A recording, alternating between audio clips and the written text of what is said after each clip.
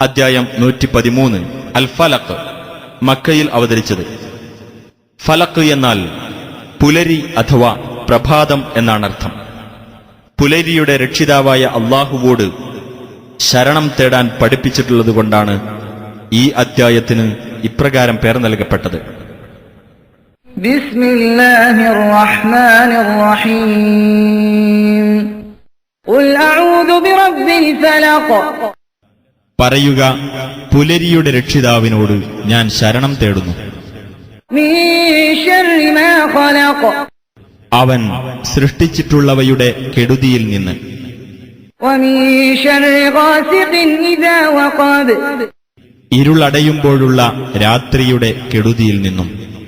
വമിൻ ശർരി നഫ്ഫാതാതി ഫിൽ ഉഖദ്. കെട്ടുകളിൽ ഊതുന്ന സ്ത്രീകളുടെ കെടുതിയിൽ നിന്നും. വമിൻ ശർരി ഹാസിദിൻ ഇദാ ഹസദ്. അസൂയാലു അസൂയപ്പെടുമ്പോൾ അവന്റെ കെടുതിയിൽ നിന്നും.